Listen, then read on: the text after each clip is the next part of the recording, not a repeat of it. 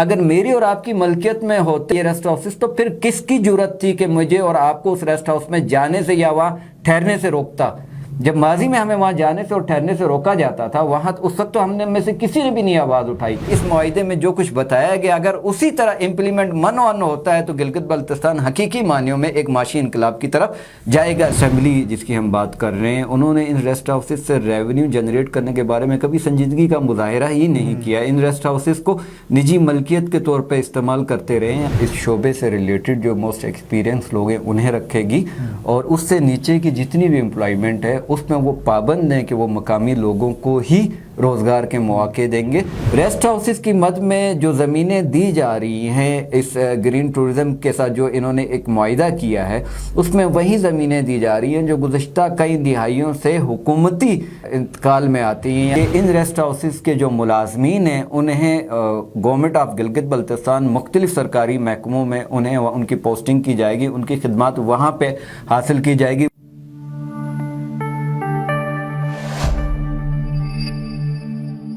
بسم اللہ الرحمن الرحیم۔ السلام علیکم ناظرین، گلگت میڈیا نیٹ ورک میں خوش آمدید اور میں ہوں آپ کا میزبان ندیم خان۔ گلگت بلتستان دنیا کا وہ خوبصورت خطہ ہے جس کو دیکھنے کے لیے ہر سال لاکھوں کی تعداد میں ملکی اور غیر ملکی سیاح ان خوبصورت وادیوں کا رخ کرتے ہیں اور پیماؤں کی ایک بڑی تعداد گلگت بلتستان آتی ہے گلگت بلتستان کے بلند و بالا پہاڑوں کو سر کرنے کے لیے۔ گلگت بلتستان میں ٹورزم جو ہے وہ آئے روز میں اضافہ ہو رہا ہے اور ٹورسٹ کی سہولت کے لیے جو ہے مختلف پرائیویٹ سیکٹر جو ہے جدید قسم کے عمارات ہے وہ تعمیر کر رہے ہیں اور ان دنوں ایک چرچا چل رہا ہے گرین ٹورزم کا۔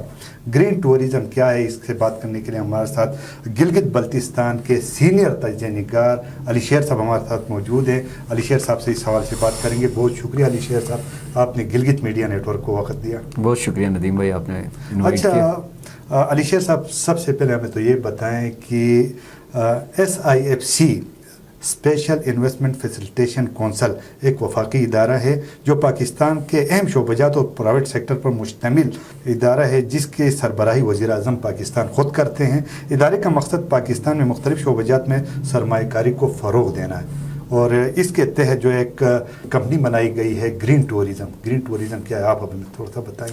بہت شکریہ ندیم بھائی۔ دیکھیں بنیادی طور پہ اس وقت جو موجودہ حکومت ہے وفاق میں انہوں نے اس امر کی اشد ضرورت محسوس کی ہے کہ پاکستان میں گزشتہ کئی ادوار سے انویسٹمنٹ کے لیے پاکستان غیر محفوظ ملک تھا اور جو سرمایہ کار ہیں وہ پاکستان میں اپنی سرمایہ کاری کے حوالے سے عدم اعتماد کا اظہار کر رہے تھے۔ اب وفاق میں ریاستی ادارے اور موجودہ حکومت جس میں تقریباً تمام پولیٹیکل پارٹیز کا جو سٹیک ہولڈر ہے وہ بھی اس میں آن بورڈ ہے، جو چاہتے ہیں کہ پاکستان میں معیشت کو فروغ ملے لیکن معیشت کے حوالے سے کوئی ایسی اسٹریٹجیز بنائی جائے، کوئی ایسے ادارے قائم کیے جائے اور ان اداروں میں ایکسپرٹس کو بٹھا کے ان ایکسپرٹ کی بنیاد پہ مستقل مزاجی کے ساتھ کوئی ایسی پالیسیز کو فروغ دیا جائے کہ بیرونی جو سرمایہ کار ہے یا جو ملکی سرمایہ کار ہے جو گزشتہ 1.5 دہائی سے پاکستان چھوڑ کے اپنا سرمایہ کہیں اور شفٹ کر رہے ہیں تو انہیں پھر سے پاکستان میں ان کے دلچسپی کے سامان پیدا کیا جائے کہ وہ پاکستان میں ہی اپنے سرمایہ کی بنیاد پہ یہاں پہ اپنے سرگرمیاں جاری رکھے۔ تو اس بنیاد پہ یہ ایک ادارہ بنایا گیا۔ اب گرین ٹورزم کی جہاں تک ہم بات کریں تو پاکستان سیاحت کے حوالے سے ایک منفرد مقام رکھتا ہے۔ اگر ہم اس میں اسپیسیفک گلگت بلتستان کی بات کریں تو اللہ پاک نے گلگت بلتستان کو تمام تر اپنی رانائیوں سے نوازا ہے۔ ہمارے ہاں دریا، پہاڑ، ہمارے ہاں صحرا، گلیشیئر سب کچھ ہے۔ تو یہ گرین ٹورزم کو جو بنایا گیا تھا اس ادارے کا بنیادی مقصد یہ ہے کہ یہ پاکستان کے جو سیاحتی مقامات ہیں وہاں پہ یہ پالیسیز کو متعارف کرائیں، وہاں پہ سیاحتی اینگل سے سرمایہ کاری کے میں جدت لے کے آئیں کہ جس کی بنیاد پہ سرمایہ کار جو ہے پاکستان کی سیاحت کو فوکس کریں اور یہاں پہ وہ اپنے انویسٹمنٹ کو لے کے آئیں۔ تو اس پرپس کے لیے یہ گرین ٹورزم ادارہ بنایا گیا ہے۔ اچھا علی شیر صاحب، ہمیں یہ بتائیں کہ گرین ٹورزم جو ہے کیا اس کی امپلیمنٹیشن یا یہ ادارہ کہیں ملک کے دیگر حصوں میں کہیں بنایا گیا ہے یا اس پہ پہلے کوئی اس طرح کا تجربہ کیا گیا ہو، اس میں کوئی کامیابی آئی ہے اور وہاں کے لوگوں کو اس سے کتنا فائدہ حاصل ہوا ہے؟ ندیم بھائی دیکھیں، گرین ٹورزم کا نام میں اس میں کوئی دوسری رائے نہیں ہے کہ جب یہ گلگت بلتستان میں فعال ہونا شروع ہوا تو پھر ہم نے اس کی گونج سنی ہے۔ گو کہ گرین ٹورزم کو جب میں نے اسٹڈی کرنا شروع کیا تو گرین ٹورزم کی امپلیمنٹیشن پہلے پنجاب میں بھی ہوئی اور کے پی میں بھی ہوئی ہے، اور کے پی میں بھی جوائنٹ وینچر کیا گیا ہے، اس بنیاد پہ انہیں وہاں پہ سیاحتی طور پہ جو ریسٹ ہاؤسز ہیں کے پی میں وہ انہیں دیے گئے ہیں، پنجاب میں ریسٹ ہاؤسز بہت سارے ہیں جو انہیں دیے گئے ہیں، جس پہ یہ انہوں نے اپنی ورکنگ شروع کی ہے۔ چونکہ اس کمپنی کو حکومت نے بنائے ہوئے ابھی چند ہی ماہ ہوئے ہیں، ہم یہ نہیں کہہ سکتے ہیں کہ یہ کمپنی کا وجود کوئی 10 سال پہلے آیا ہے، یہ اسی گورنمنٹ میں اس کا وجود آیا ہے۔ تو اب ہمیں دیکھنا ہوگا کہ یہ کمپنی کس حد تک ڈیلیور کرنے کی طرف جاتی ہے۔ جو پنجاب میں ان کے جو ایگریمنٹ ہوئے ہیں، جو کے پی میں ان کے ایگریمنٹ ہوئے ہیں، اگر ان ایگریمنٹس، ان معاہدوں کو ہم پڑھتے ہیں تو میں صحیح معنوں میں یہ کہہ سکتا ہوں کہ ان معاہدوں پہ اگر عمل کیا جاتا ہے تو سیاحتی اعتبار میں ایک ریولیوشن کی طرف پاکستان جا رہا ہے۔ لیکن ہمارا جو عمومی مشاہدہ ہوتا ہے، ہم ماضی کی پریکٹسز کو سامنے رکھ کے ہم کوئی رائے قائم کرتے ہیں، تو ماضی میں اس طرح کی کوئی بھی جب پریکٹسز ہوئی ہیں پی ٹی ڈی سی کے بنیاد پہ، پی ٹی ڈی سی کا بھی بنیادی طور پہ کانسیپٹ کچھ اسی طرح کا تھا لیکن وہ کامیاب نہ ہو سکا، تو ابھی ایک نیا ایکسپیریمنٹ گورنمنٹ کی طرف سے ہے، سٹیک ہولڈرز کی، ریاستی سٹیک ہولڈر کی طرف سے ہے، تو لیٹس سی دیکھتے ہیں کہ کیا نتائج آتے ہیں۔ اچھا، اس میں ایک چیز جو کنفلکٹ آ رہا ہے اس وقت عوام کی جانب سے، تھوڑا سا اس پہ جو ہے تحفظات کا اظہار کیا جا رہا ہے کہ ہمارے زمینوں پہ قبضہ ہو رہا ہے، تو اس حوالے سے آپ کے پاس کیا معلومات ہیں؟ کیا آپ، کیونکہ آپ کل کسی ایسی بیٹھک میں بیٹھے ہوئے تھے جہاں پہ بہت ساری جو ہے اس طرح ان چیزوں پہ جو ہے سیر حاصل گفتگو ہوئی تھی، تو وہاں سے آپ نے کیا اخذ کیا؟ ندیم بھائی، میں سب سے پہلے تو یہ بات کہوں گا کہ میں جہاں جرنلسٹ ہوں، صحافی ہوں، وہاں پہ میں اس خطے کا باشندہ ہوں، میں یہاں کا سٹیک ہولڈر ہوں۔ جب میرے سٹیک کی بات آئے گی تو وہاں میں بہت سینسیٹیو بھی ہو جاؤں گا، اور میں ہر طرح سے اس بات کو یقینی بنانے کی کوشش کروں گا کہ آیا جس خطے کا میں مالک ہوں، میری وراثت میں جو خطہ ہے، کیا میری وراثت کہیں متاثر تو نہیں ہو رہی ہے؟ یہ ہر ایک کا بائی نیچر معاملہ ہے۔ تو جو ایگریمنٹ ہم نے ٹورزم کی بنیاد پہ، ابھی ٹورزم کی حد تک کا ان کا جو ایگریمنٹ ہوا ہے وہ ایگریمنٹ پبلک بھی نہیں ہوا، لیکن ہم نے اپنے ذرائع کے بنیاد پہ ایگریمنٹ نکلوایا ہے، اور اس ایگریمنٹ کو جو ہم نے اسٹڈی کیا، پھر کل جو ایک بریفنگ، تکنیکی بنیادوں پہ ہمیں ایک بریفنگ دی گئی ہے۔ دیکھیں، ہم عمر کے اس حصے میں ہیں، صحافتی ہمارا 2 دہائیوں کا تجربہ ہے، اس تجربے میں ہم کسی کی بریفنگ سے تو متاثر ہو نہیں سکتے ہیں، ہم ریئلسٹک اپروچ سے بات کریں گے، ہم پروڈکٹیو سوچ کا مظاہرہ کریں گے۔ ہمارے لیے ہمارے خطے میں تعمیر و ترقی تمام تر چیزوں سے بالا تر ہے۔ بالکل۔ اچھا، اس میں جو ریسٹ ہاؤس دینے کی بات کی گئی ہے اس میں کہا گیا ہے کہ محکمہ تعمیرات کے زیر انتظام کو 20 ریسٹ ہاؤس سے، جن کے گزشتہ 5 سالوں سے ان کے کل آمدن جو تھی وہ 1,05,300 روپے تھی، جو 5 سالوں میں جو خرچہ ہوا ہے ان ریسٹ ہاؤس پہ وہ 3,58,34,000 روپے ہوئے، یعنی وہ مکمل خسارے میں تھے۔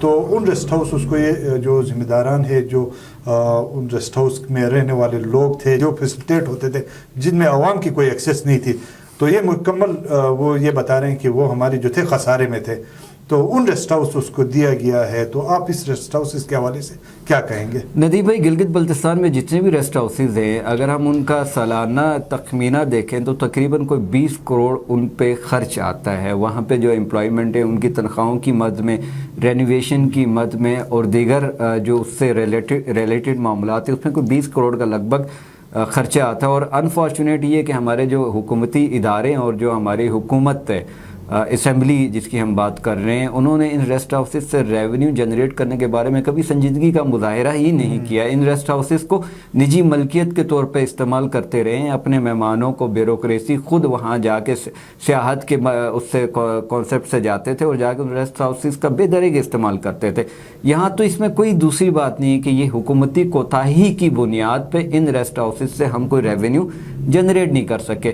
اچھا، دوسری چیز ایک آپ کو میں بتاتا چلوں کہ گلگت بلتستان میں جو ریسٹ ہاؤسز ہیں، اگر اس کا ہم ڈیپلی ذرا اسٹڈی کریں تو یہ ریسٹ ہاؤسز کسی بزنس کانسیپٹ کے ماڈل کے طور پہ نہیں تھے۔ یہ ریسٹ ہاؤسز اس ماڈل کے بنیاد پہ تھے کہ چونکہ گلگت بلتستان دور دراز ایریا ہے، پہاڑی علاقہ ہے، دشوار علاقہ ہے، تو جب کسی سیکٹری نے گلگت سے کسی ڈیولپمنٹ کی مد میں استور بلتستان یا اس نے گیزر ہنزا موو کرنا ہوتا تھا تو ان کو رہنے اور کھانے پینے کے لیے یہ ریسٹ ہاؤسز بنائے گئے تھے۔ اور ان میں بہت سارے ریسٹ ہاؤسز تو ایسے ہیں جو برٹش دور کے ہیں، جن کو بعد میں قومی تحویل میں لے لیا گیا تھا۔ تو یہ ریسٹ ہاؤسز یہاں بیسکلی اس کانسیپٹ کی بنیاد پہ تھے. یہ ریسٹ ہاؤسز کسی بزنس ماڈل کے بنیاد پہ نہیں تھے. یہ پبلک کو بھی یہ اویئرنیس ہمیں دینی چاہیے. دوسرا جو ایک سوال میں نے آپ کا مس کیا تھا کہ عوام کا یہ کہنا ہے کہ ان پہ ہماری زمینوں پہ قبضہ ہو رہا ہے. عوام کا کنسرن, مجھے بہت خوشی ہوئی کہ عوام اس معاملے میں بڑی کنسرن ہے, لیکن جو ہم نے معاہدہ ابھی تک جو پڑھا ہے یا جو بریفنگ میں بتائی گی, یہ بریفنگ کو ہم ایک طرف رکھتے ہیں. جو ڈاکیومنٹس ہوتا ہے ندیم بھائی, اس کو ہم قانونی طور پہ تسلیم کرتے ہیں. میں اور آپ اس کی نفی نہیں کر سکتے ہیں. اگر مجھے اور آپ کو اس میں لکھے ہوئے متن سے کوئی اختلاف ہے تو اس پہ ہم ڈیبیٹ کر سکتے ہیں یا اسے ہم کورٹ میں لے جا سکتے ہیں. ہمارے پاس عدالتی نظام بھی موجود ہے. معاہدے میں جو چیزیں وہاں پہ مینشن ہے, پھر میں نے جو اپنا ایک مشاہدہ کرنے کی کوشش کی ہے, میں نے تحقیق کرنے کی کوشش کی ہے, تو ریسٹ ہاؤسز کی مد میں جو زمینیں دی جا رہی ہیں اس گرین ٹورزم کے ساتھ جو انہوں نے ایک معاہدہ کیا ہے, اس میں وہی زمینیں دی جا رہی ہیں جو گزشتہ کئی دہائیوں سے حکومتی انتقال میں آتی ہیں, یعنی جہاں پہ حکومتی زیر اثر وہ زمینیں ہیں وہ دی جا رہی ہیں. جو چراگاہیں ہیں یہاں یا جو پبلک کے اس پہ ملکیتی جو زمینیں ہیں وہ کہیں پہ بھی اس معاہدے میں اس کا کوئی ذکر نہیں ہے. اب پھر بات آئے گی ریسٹ ہاؤسز پہ, آج کا عوام بات کر رہی ہے, تو میں عوام سے بھی یہ گزارش کروں گا. دیکھیں, ہم 76 سالوں سے معاشی مسائل کا شکار ہیں. ہم 76 سالوں سے ایک ایسے ڈگر میں چل رہے ہیں جس میں ہمیں کوئی امید افزا کوئی خواب ہمیں نظر نہیں آ رہا ہے. کانفلکٹ ہمیں ضرور کرنا چاہیے, لیکن کانفلکٹ میں ہمیں مکالمے کا راستہ اپنانا چاہیے. ہمیں تعمیر و ترقی کی سوچ کو ہمیں ہمیشہ پہلے اس پہ رکھنا چاہیے, مثبت زاویے سے ہمیں چلنا چاہیے. مکالمہ واحد ایک راستہ ہے جس کی بنیاد پہ ہم اختلافات بھی ہمارے حل ہو سکتے ہیں, اور اگر کہیں ایسے اختلافات آتے ہیں جن کا کوئی راستہ نہیں نکلتا تو مکالمہ سوچ کے نئے زاویوں کو جنم دیتا ہے جہاں پہ مشترک مفادات کا راستہ ہمیں مل سکتا ہے. یہ وہ ریسٹ ہاؤسز ہیں جہاں میری اور آپ کی کوئی ایکسیس نہیں تھی. یہ 76 سالوں سے یہ ریسٹ ہاؤسز موجود ہیں. کیا آپ اور میں کبھی ان ریسٹ ہاؤسز میں جا کے ایک رات رہ سکتے تھے؟ کیا مجھے اور آپ کو اس ریسٹ ہاؤس تک ایکسیس دی گئی تھی؟ اگر میری اور آپ کی ملکیت میں ہوتے یہ ریسٹ ہاؤسز تو پھر کس کی جرت تھی کہ مجھے اور آپ کو اس ریسٹ ہاؤس میں جانے سے یا وہاں ٹھہرنے سے روکتا؟ جب ماضی میں ہمیں وہاں جانے سے اور ٹھہرنے سے روکا جاتا تھا, وہاں اس وقت تو ہم نے میں سے کسی نے بھی نہیں آواز اٹھائی کہ یہ ریسٹ ہاؤسز ہماری ملکیت میں ہے تو ہمیں کیوں روکا جا رہا ہے. آج جب حکومت اپنے ہی ریسٹ ہاؤسز پہ کوئی ڈیولپمنٹ کی طرف جا رہی ہے تو میرے خیال سے ہمیں تحقیق کی طرف پہلے جانا چاہیے. تحقیق کی بنیاد پہ پھر ہمیں اپنا جو اوپینین ہے, جو ہمارا ڈیفرنٹ اوپینین ہے, ہمیں اسے اجاگر کرنا چاہیے, اور اس میں بھی ہمیں مکالمہ کا راستہ ضرور رکھنا چاہیے. اچھا علیشیر صاحب, یہ بتائیں کہ ریسٹ ہاؤسز میں تو بڑی تعداد میں یہاں کے جو سرکاری ملازمین تھے وہ وہاں پہ جو ہے ڈیوٹی سر انجام دیتے تھے یا اس میں ہوتے تھے. کیا اس معاہدے میں کوئی اس طرح کی کوئی چیز ہے کہ وہاں کی جو ملازمین ان کو فارغ کیا جائے گا؟ کیونکہ اس حوالے سے بھی لوگوں میں بڑی تشویش پائی جا رہی ہے. جو بیوروکریسی کے ساتھ میری, چونکہ اس معاہدے میں تکنیکی چیزیں تو بیوروکریسی ہی دیکھ رہی ہے, اور اس پہ میری بیوروکریسی کے ذمہ داران سے جب اس پہ میری نشستیں ہوئی ہیں تو وہاں پہ ہمیں یہ کہا گیا ہے کہ ان ریسٹ ہاؤسز کے جو ملازمین ہیں انہیں گورنمنٹ آف گلگت بلتستان مختلف سرکاری محکموں میں انہیں ان کی پوسٹنگ کی جائے گی, ان کی خدمات وہاں پہ حاصل کی جائے گی. وہ محکمے جہاں پہ افرادی قوت کی ضرورت ہے ان محکموں میں انہیں شفل کیا جائے گا, انہیں ملازمتوں سے فارغ نہیں کیا جائے گا. اچھا, اس میں سے لوکل وہاں پہ جو کمیونٹی ہے, کیا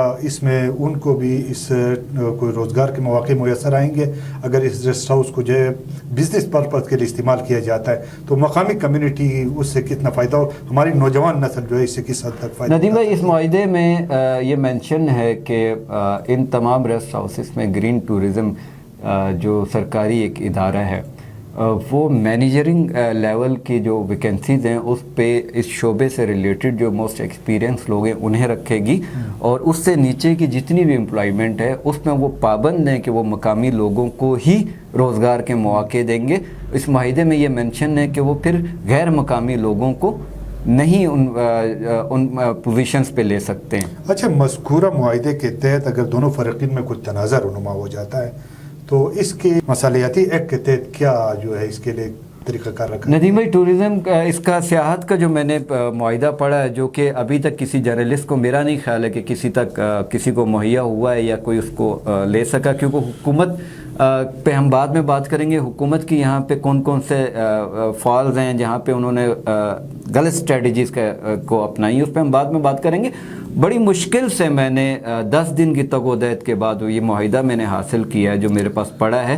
उस मुआहिदे में जो चीज़ें मेंशन हैं उसमें मकामी कम्युनिटी के हवाले से कहीं हुकूमत और ग्रीन टूरिज़म के बीच में मुआहिदे की बुनियाद पे कहीं कोई उस पर इख्तलाफ आता है या इस कंपनी का मकामी कम्युनिटी के साथ कहीं किसी मामले में इख्तलाफ आता है तो उस पर मसालती कमेटी है जिसमें 3 मेंबरान हैं। 3 मेंबरान ग्रीन टूरिज़म कंपनी की तरफ से यानी SIFC ने की रिकमेंडेड 3 बंदे होंगे और 3 मेंबरान गिलगित बल्तिस्तान हुकूमत की तरफ से होंगे जो उस तनाज़े का हल निकालेंगे और उस पर वो मसालियत की तरफ जाएंगे। अच्छा, इसमें एक और चीज़ भी आपको मेंशन करूं, अगर कहीं मुआहिदे की रूह के खिलाफ वर्जी पे ग्रीन टूरिज़म जाती है या कोई ऐसा इख्तलाफ आ जाता है हुकूमत और उसके बीच में, तो उस बुनियाद पे गिलगित बल्तिस्तान हुकूमत गिलगित बल्तिस्तान की अदालतों पे भी उसको चैलेंज कर सकती है और वफाक में भी कि जो वफाक की जो अदालतें हैं वहाँ पे भी उसको चैलेंज कर सकती है। अच्छा, इसमें थोड़ा सा हम ये भी समझा दें कि गिलगित बल्तिस्तान में जो ये ग्रीन टूरिज़म के हवाले से जो मुनाफे की शरह रखी गई है, तरीक़ाकार रखा गया, इस हवाले से हमें थोड़ा सा बताएं कि कितना रखा गया है, क्या तरीक़ाकार। अच्छा नदीम भाई, इसमें मैं आपको एक चीज़ बताऊं, जो पंजाब में ग्रीन टूरिज़म का जो मुआहिदा हुआ है उसमें जो मुनाफे का शरह है वो मेरे ख्याल से 30% पंजाब गवर्नमेंट का है और 70% कंपनी का, और KP में भी कुछ इसी तरह का है। गिलगित बल्तिस्तान में जो मुआहिदा हुआ है वो उससे थोड़ा सा उसमें चेंज है। उसमें ये है कि कुल 55% में गिलगित बल्तिस्तान मुनाफे में आ रहा है और 45% ग्रीन टूरिज़म को दिया जा रहा है। अब ग्रीन टूरिज़म में लोग ये समझ रहे होंगे कि शायद ये कोई प्राइवेट इदारा है जिसको ये मुनाफा दिया जा रहा है। दर हकीकत ये गवर्नमेंट ही का इदारा है। कतई नज़र के गवर्नमेंट ने इसको किस बुनियाद पे लॉन्च किया, आया उसमें गवर्नमेंट की कोई बददियानती है या गवर्नमेंट की सिंसियरिटी है, या वफाक की तरफ से बनाया गया इदारा है जो मुकम्मल तौर पे सरकार की उसमें कवानीन में आता है। तो ये जो प्रॉफिट है जो ग्रीन टूरिज़म की मद में जाएगा ये भी सरकार ही को जाएगा, ये किसी प्राइवेट कंपनी को नहीं जाएगा।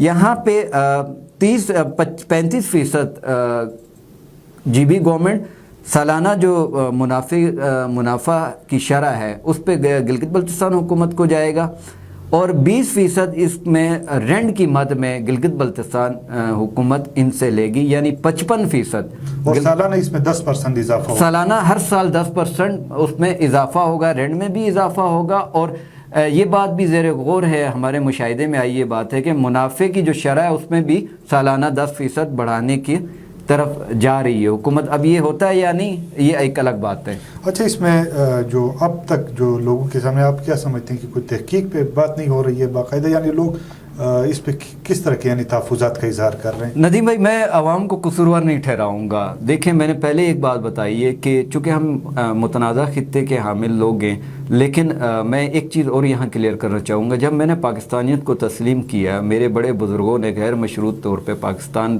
के साथ इल्हाक़ किया।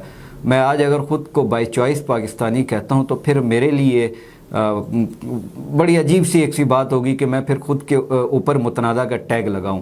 जब मैं पाकिस्तानी ख़ुद को तस्लीम करता हूं तो मुझे पाकिस्तानियत की टैग में रहते हुए अपने हुकूक के लिए आवाज़ उठानी है। अवाम का कंसर्न जो है वो बिल्कुल जायज़ है।